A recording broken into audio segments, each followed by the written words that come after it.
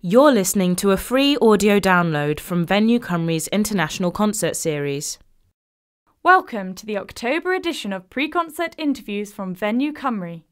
Our guests this month include Dr. Christian Leitmeir, members of Ensemble Cymru, and pianist Freddy Kempf. We join the discussion on chamber music and Beethoven. The main focus tonight is the adaptation of the Beethoven's first piano concerto for Piano and Quintet. And Robyn, you've got a few thoughts on this. And how do they differ? Can you give us any light on them? Does the piano solo remain unchanged at all, or? Yes, I mean it's simply it's been an adaptation of the orchestral writing. Okay. So it's most of the orchestral sounds are there. Yes, there are a few holes. There's one hole actually. We chose not to fiddle with it. It's yes, it's how he made it. There's one bar in the slow movement where there should be a second oboe happening, and the arranger Lachner, he hasn't put it in, so there's kind of just nothing happening for a bar. And we were wondering whether should we put it in or not, but we're going to play the original, so you might spot that bar. Can you put that down on your timesheet as a break? There is some sound. No, there's sound going on. It's just that there's a melodic line that's not happening. Yeah. It should be.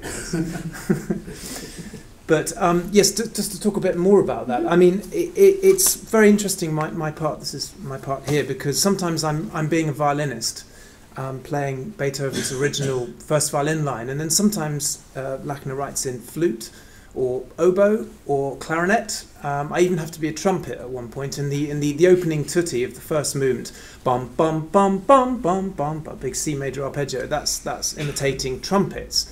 In the second movement, there's some of the gorgeous melodic lines. Quite often they're in the clarinet in the original, and so I suddenly sort of have to metamorphose into being a clarinetist at that point. And then there are other points when you actually have to switch quite quickly between a violin line and then a flute line, then back to a violin, then a flute line. And that throws up interpretative problems, because do you try and imitate literally other instruments? You can't do that. But do you, so for instance, a clarinet's got a much paler tone colour because it can't do vibrato. Classical clarinets don't use vibrato. So, for instance, if I have a clarinet melody, do I play it in a more purer tone than I would if it was, say, an oboe or a violin melody, or do I just reflect a difference musically in say two different characters? So I have maybe this character and then that character, and I clearly define them rather than thinking about having to imitate an instrument orchestrally. I mean, it's actually quite challenging to do. It's very challenging to make it sound good, I have to say, because we are a string quintet and we're not an orchestra. And the question is, are we supposed to be an orchestra, or are we supposed to just say, well, we're a string quintet, and be happy with that? And I think I found it quite challenging. What role am I supposed to be playing? Do you want to say any more about that? I don't know. Maybe I don't know whether Freddy, thinking about the way we've set ourselves up physically, we had a discussion about where the piano would be, and I mean that's true. In a concerto, you expect the piano to be at the front, don't you? Yes, I mean I think it works well with the piano behind the strings because it balances the sound better. That way I can play full volume. Yeah. And most of the time it sounds, I mean, if I'm playing soloistically as I would with an orchestra, then I'm not completely drowning out the sound of the strings had they been put behind the piano.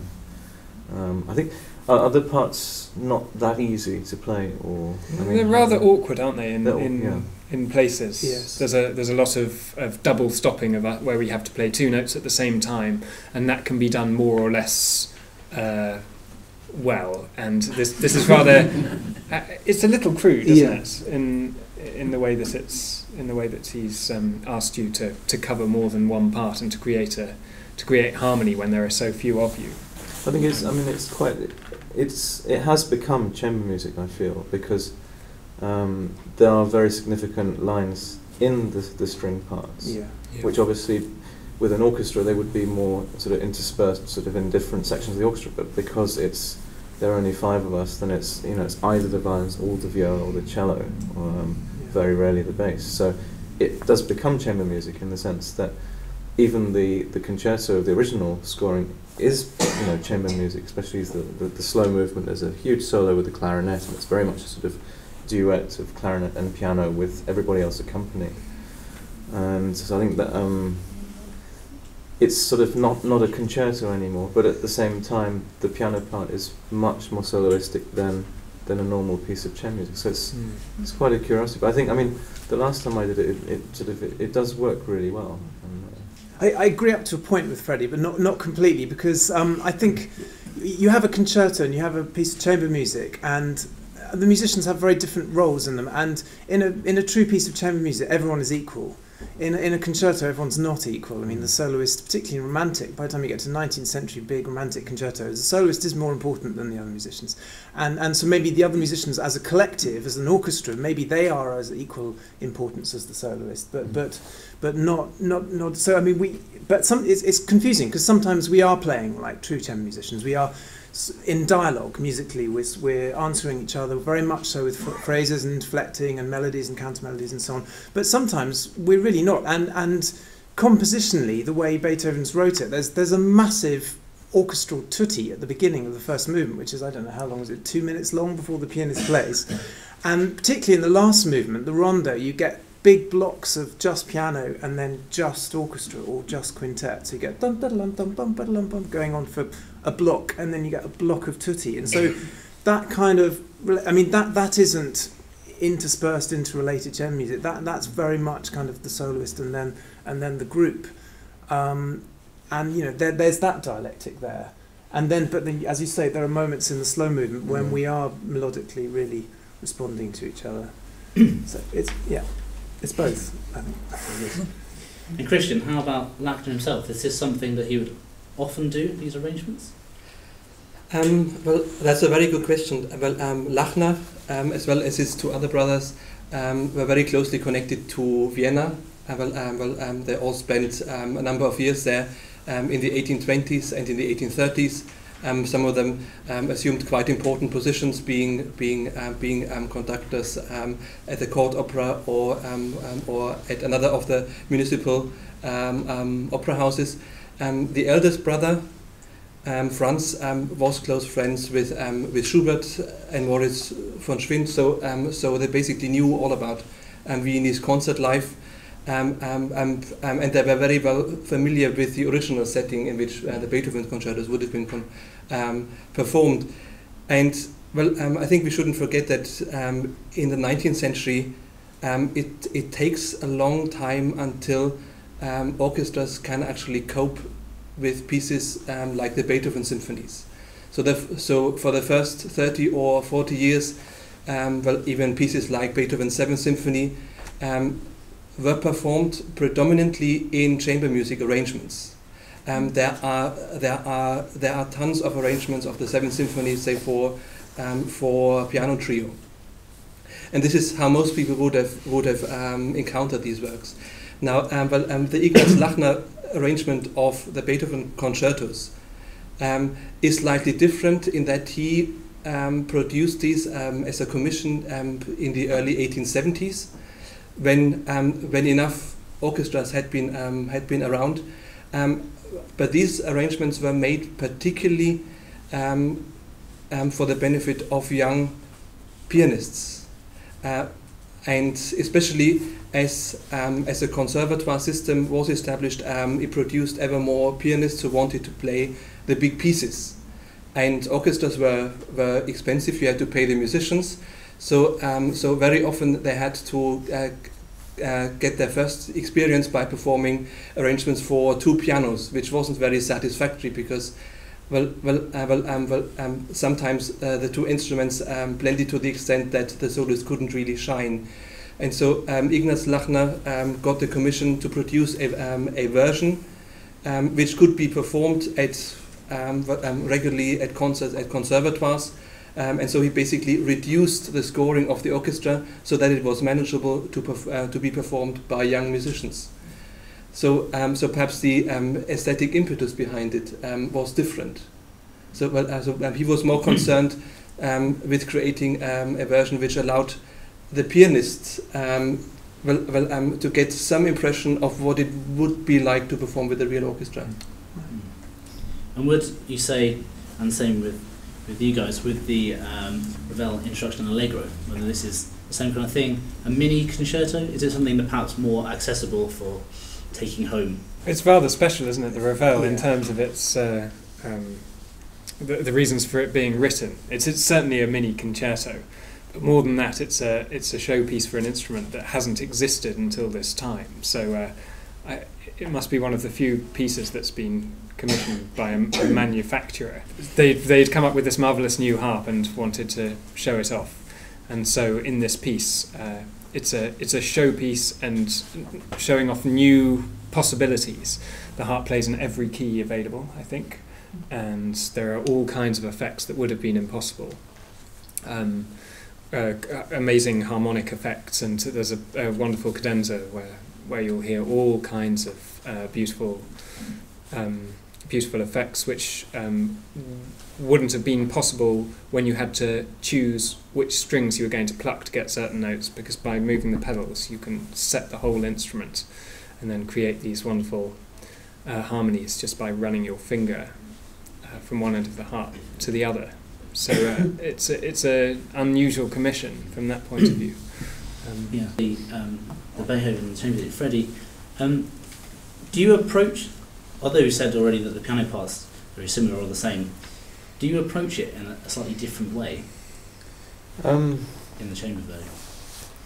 I mean, to a point. I mean, it really depends how I would be performing the work, I suppose. I mean, because I mean, normally, if you know, it would normally be done as a soloist, just turning up, you know, and so the conductor having figured out what the conductor wanted to do, and then you basically talking to the conductor and trying to fit sort of a performance together.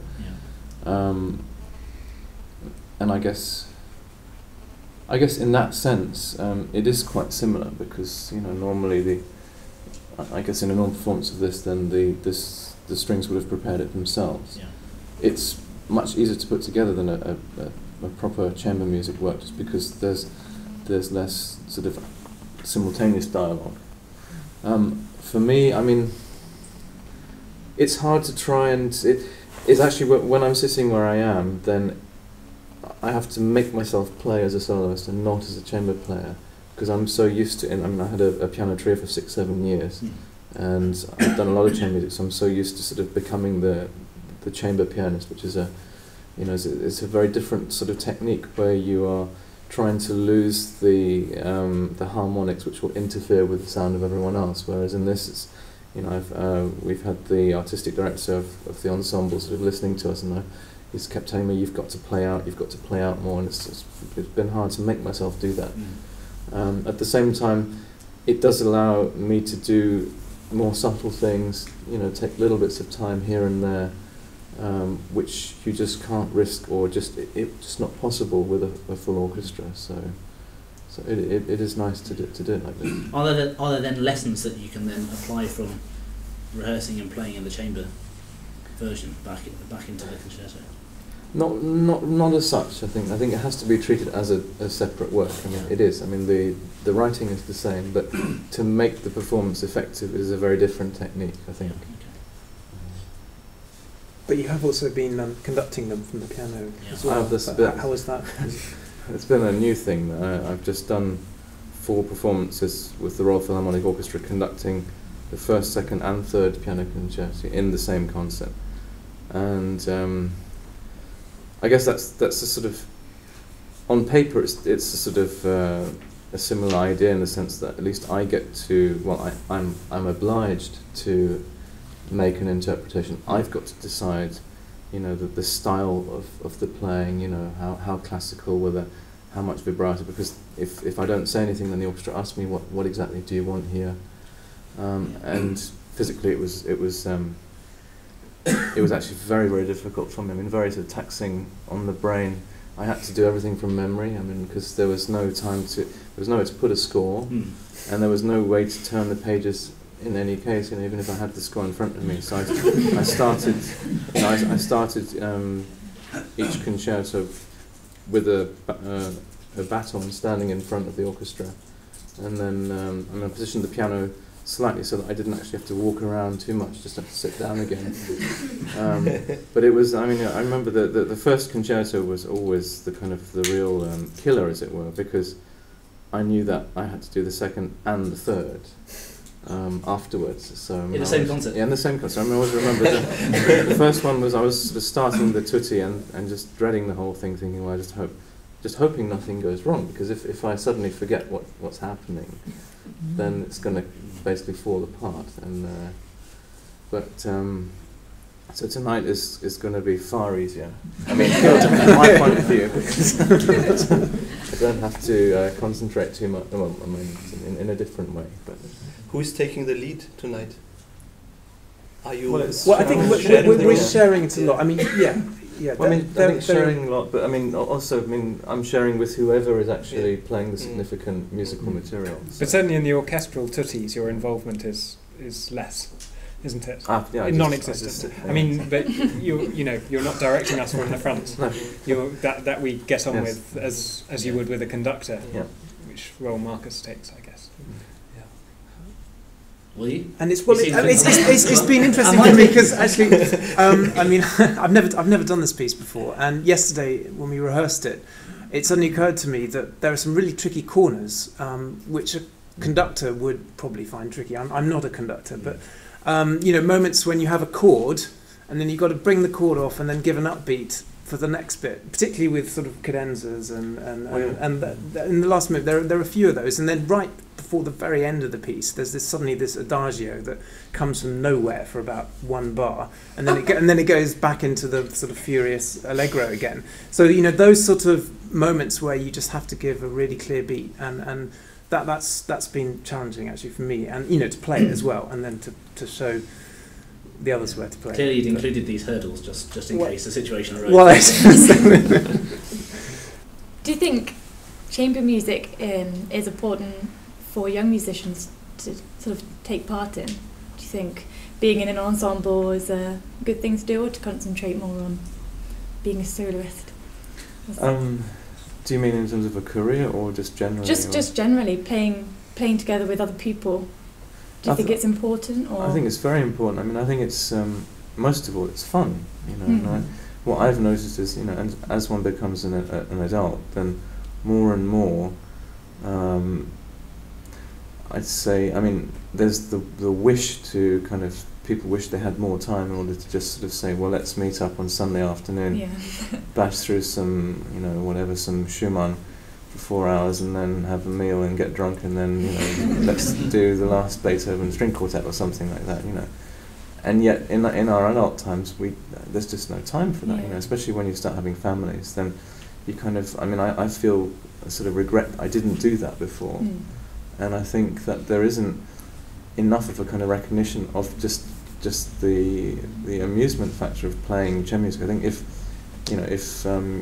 younger people in their teens, as soon as they got good enough, if they were made to just meet up for fun and play through stuff, they would enjoy it. I'm sure I would have done had I done that. And unfortunately I didn't. So and I would hope that would the young people would be made more aware of that in the future.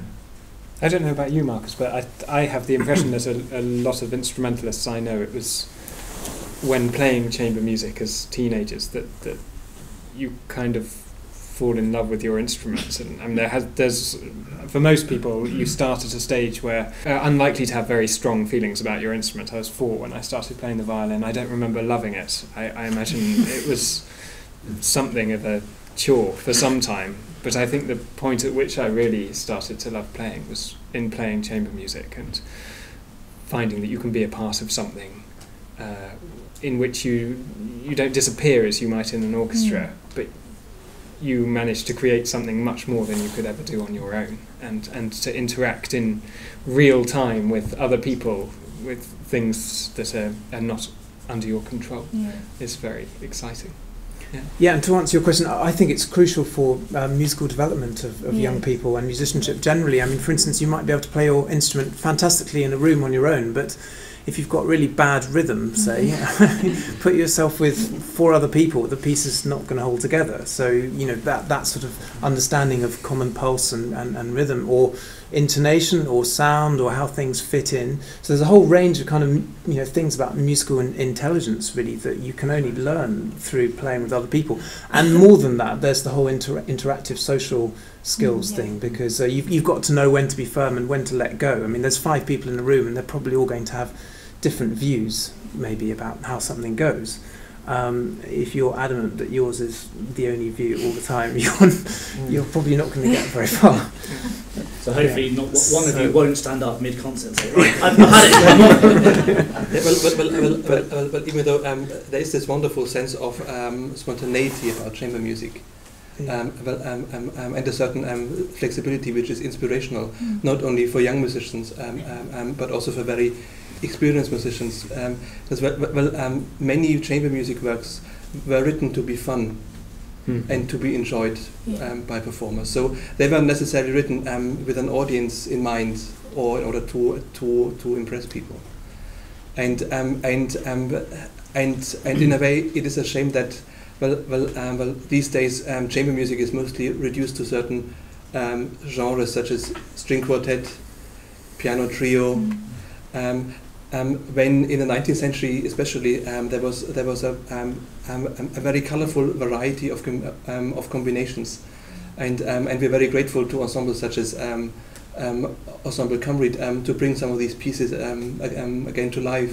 Because if a great trumpet player was available at a certain place, then somebody like Saint-Saëns would have written a piece for piano, strings, and trumpet, and that worked marvelously well. Join us for our next pre-concert interview on Sunday the 27th of November with members of the Warsaw Philharmonic Orchestra.